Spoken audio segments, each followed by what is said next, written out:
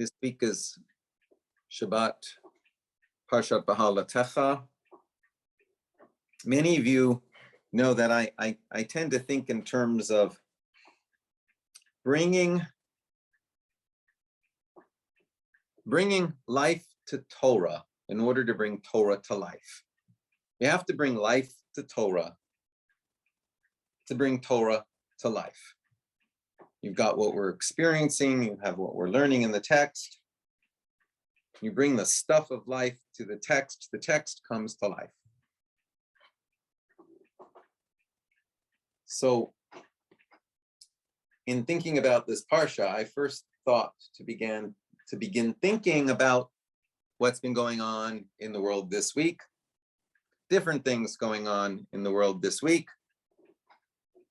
And I make note, first of all, that Temple Bethel in Harrisburg has made this particular Shabbat in June into a LGBT Pride Shabbat. I don't know if any synagogue in Harrisburg has done that before. And they invited us to be part of it as well.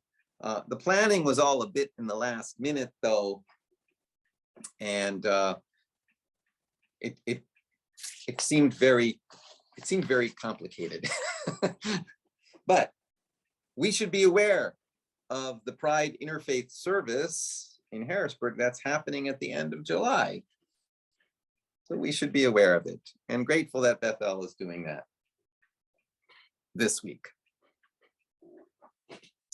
I also thought a little about, with great sadness and frustration, about the need for more gun sense.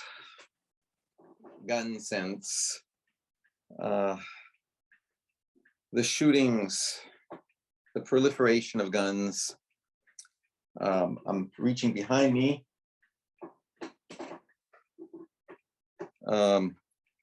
We had a Beit Din. We had 3 rabbis this Monday at the Judiciary Committee at the State House, asking the Judiciary Committee to allow debate, just allow it to be talked about.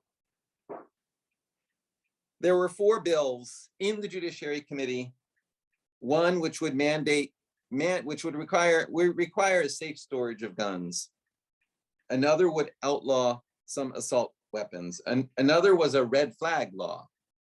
If you know someone's mentally ill, temporarily they can't have a gun. And a bill to allow local governments to determine their own gun regulations. And an organization called Ceasefire Pennsylvania, a local organization called Heeding God's Call to End Illegal Handgun Violence, is connected with. They're the ones that put up this portable memorial of all those people who have been murdered by guns in Harrisburg in the time that the organization has existed. So we're up to 200 now.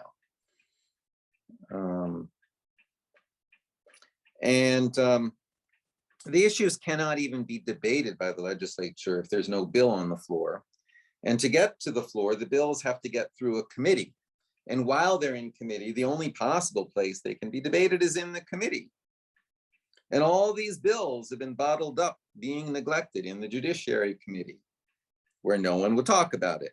So members of the House of Representatives on the floor, outside of the committee, had successfully petitioned for these bills to be discharged onto the floor, forcing the committee to deal with the bills and move them.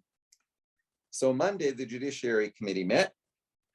They refused to allow anyone to comment on the bills, and they moved the bills to another committee, which isn't scheduled to meet. So there'll be no one talking about guns in the Pennsylvania legislature. The chair of the committee refused to speak. There were members of Ceasefire Pennsylvania in the room wearing orange shirts and the chair of the committee refused to speak to them at all. We need to remind ourselves, of course, that we are victims of this gun violence. Even those of us who've not been shot at directly, we as a congregation certainly are victims. That's why we don't want to have any activities outside because of the possibility of gun violence. We have a hard time having activities inside because of COVID. I mean, it's a difficult time. So we should be angry about that. I was telling someone how it's like it's become so much part of our life, we forget to be angry about it. And we need to let our representatives hear our anger.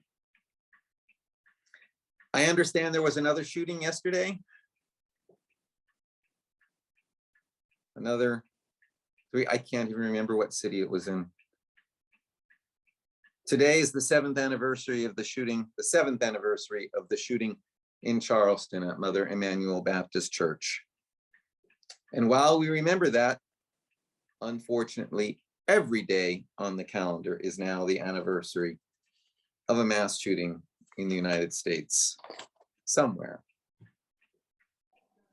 Yesterday there was 2 people shot, or 3 people shot, 2 died. One was still in the hospital at a church, but I don't know where. Near Birmingham, Alabama. It was an Episcopal church.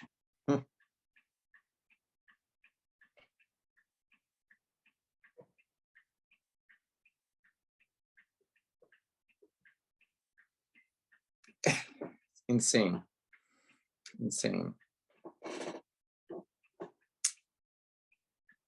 Today is June 17th. It's another anniversary. Today is the 50th anniversary of the Watergate break-in. Watergate. I think we might have learned something. I actually remember it being in the news. I was a kid and I was absolutely convinced by the appearance of things. I was absolutely convinced, of course. What was I convinced? I was a kid. Someone is spying on the Democrats. Who would likely be interested in spying on Democrats? Republicans. Yeah, I was a kid. I suppose for a lot of adults, the appearances seemed too simple. It's true, appearances aren't everything.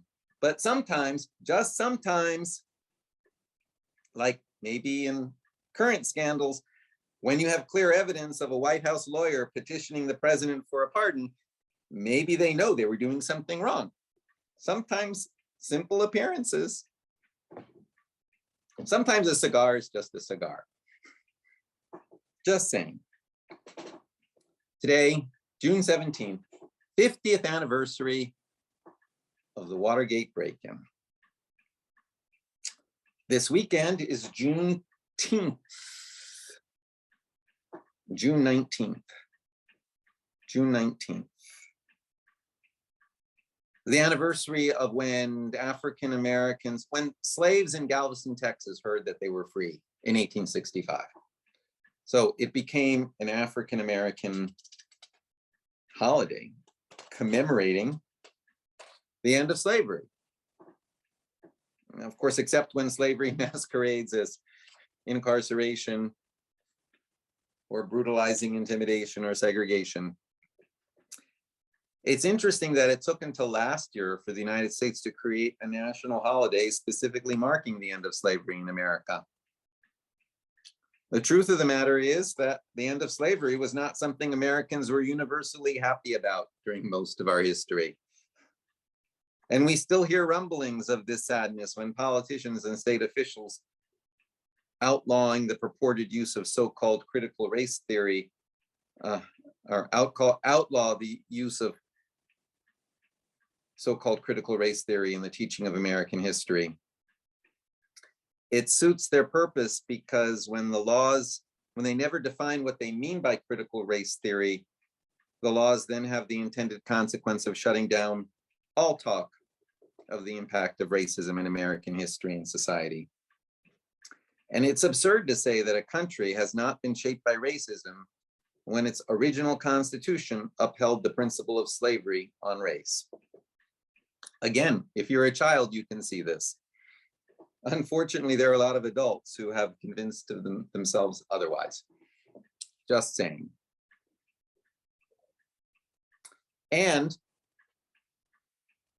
all of this does connect to the message found in this week's Parsha,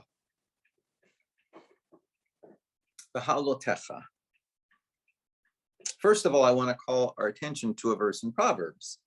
Ner Adonai Nishmat Adam. The human soul is the lamp of God. Ner Adonai Nishmat Adam. The human soul is the lamp of God. Consider what this means. The life energy that animates each of us, the life energy which allows us to move. I mean, it really is quite remarkable when you think of us as beings, that we're not only physical beings, we're animated by something more. The life energy that animates each of us is somehow the light of God shining through us into the world. Ner Adonai Nishmat Adam. The human soul is the lamp of God. That energy that shines through us into the world. What we do with that energy, how we direct it, and therefore how divine energy is directed into the world, that's up to us. It depends upon what we decide to do or not to do. It depends upon what it is we can do and can't do, individually and collectively as a community in a society. We have the ability to shape and direct that energy, the light, this godly light. This situation gives us great responsibility in the world. Responsibility, I call it mitzvah, commandment, obligation that is also opportunity for holiness. With our acts, we use godly light for good or for bad, for holiness or desecration. The Torah in Leviticus chapter 22, at the end of chapter 22, tells us, Ushmartem mitzvotai ve'asitem otam, ani Adonai. You shall observe my mitzvot and do them. I, Adonai. V'lo techalalu et shem kodshi. You shall not desecrate my holy name.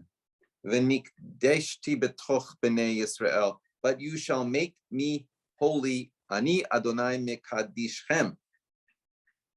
You shall make me holy. I, Adonai, who make you holy. You shall observe my mitzvot and do them. I, Adonai. You shall not desecrate my holy name, but you shall make me holy in the midst of the children of Israel.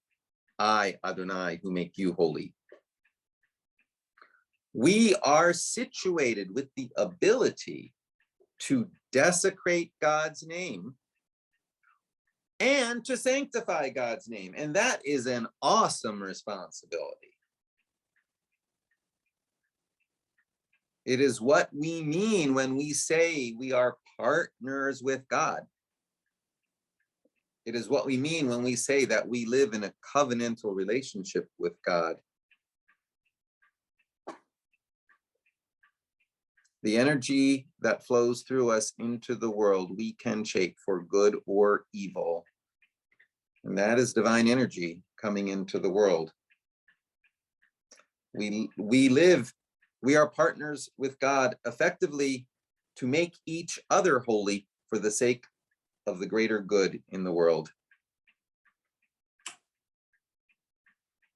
That's what leads to my ongoing question that I ask inmates in prison. I often ask this question to inmates in prison. I also is a question for us. How does the light of God's presence come into this place through you? How does the light of God's presence come into this place through you? And again, in the prison, they say, how does the light of God's presence come into this place? The prison, that's shock number one. And then shock number two, and I see it in their faces, is how does the light of God's presence come into this place through me? Yes, through you. Responsibility, mitzvot. This gives us some perspective when we read the opening to this week's Parsha Behalotecha in Numbers chapter 8. It says, and the Lord spoke to Moses saying, speak to Aaron. Aaron is the head of the priests. Speak to Aaron and say to him, when you light the lamps, in your lighting of the lamps, actually it's Behalotecha, in your lifting of the lamps, the 7 lamps shall give light in front of the candlestick. Okay, the word for candlestick here is menorah. And obviously it's a 7-branched menorah, a 7-branched menorah. When you lift up and light the lamps, the 7 lamps shall give light in front of the menorah. And Aaron did so. He lifted and lighted the lamps of it so as to give light in front of the menorah, as Adonai commanded Moses. And this was the work of the menorah, beaten work of gold unto the base of it and unto the flowers of it. It was beaten work. It wasn't cast, it was beaten with hammers, according to the pattern which the Lord had shown Moses. So he made the menorah. And we read elsewhere in the book of Exodus that the pattern for the pattern for this menorah is very botanical, botany. It's plants. It's flowers and buds and kind of types of joints that plants have. It's very botanical. So it's kind of like a tree, which also is an interesting image of godliness flowing through life, because the difference between a living tree and a dead tree is this lifeness, this energy that flows through it all. Again, this divine energy. So the menorah, the 7-branch menorah, would illuminate the inside of the temple. It cast light into the temple. And that's why the 7-branch menorah to this day is a symbol of Judaism, but is not a ritual tool that we use, because it only was lit in the temple. But it is a symbol of Judaism because it's about light. It's about light coming into the world. So what is the work of the menorah? I'm by no means the first Torah commentator to say that the work of the menorah is the doing of mitzvot.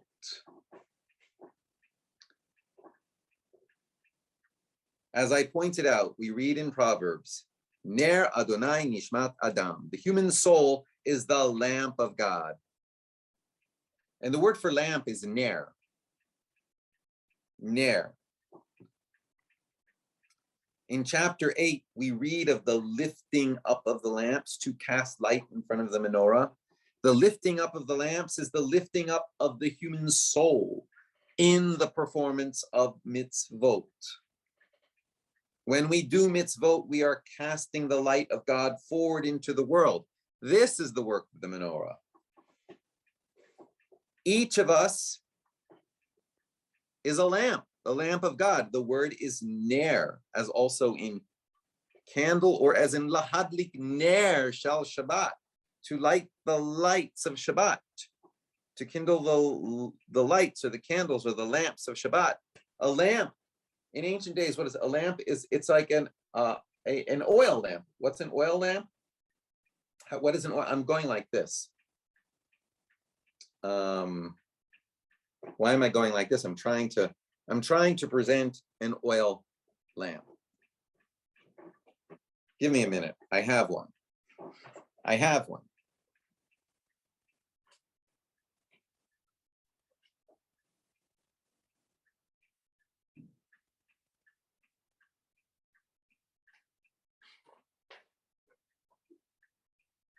This is literally, it's a 2,000-year-old oil lamp, which was found in Israel. You see, you put the oil in here. You have the wick here. Put the olive oil in here. Put the wick here, you light it. And you put this up on top of the menorah. You have 7 of these on top of the menorah. So this is a ner, a lamp. The human soul is the lamp of God. What did they make the wick out of? That is a whole discussion in the Talmud. Okay. It's a good question, but they could have used linen Or wool? or wool, different reeds. Yeah. Thank you. But yeah, there's a whole discussion of that. And in fact, that discussion about what to use as wicks for the lighting of the Shabbat candles is sometimes inserted right into the beginning of the evening service in traditional in traditional prayer books.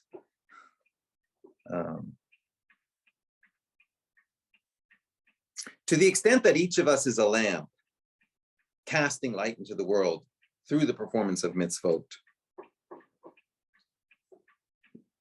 Each of us is an individual lamp. When we are a community of people casting light into the world, we are a menorah, a collection of lights.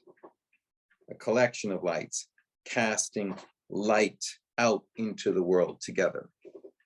So a Jewish community, just talking about us Jews for a moment, Jewish community is itself a menorah. The building of a menorah is the building of community, Jewish community. The performance of mitzvot is casting light into the world. Mitzvot, this goes for mitzvot of Torah, avodah, and gimilut chasadim. Torah, learning and teaching. Avodah, devotion and celebration. Gimilut chasadim, deeds of kindness. Head, heart, and hands. Studying Torah and ways of truth. Truth that's especially relevant these days when so many of our national leaders have become used to denying science and telling bald-faced lies. Avodah, prayers, holidays, rituals, and practices that commemorate truths and hold us together as a people. And gimilut chasadim, deeds of kindness, looking out for each other, visiting the sick, consoling the mourning, feeding the hungry, clothing the naked. And tikkun olam, repair of the world, pursuit of justice. Tikkun olam, as well as tikkun hanefesh, repair of the soul, which are two sides of the same coin. You need to take care of your own well-being in order to be able to take care of the world. And we need to take care of the world in order to take care of our own well-being.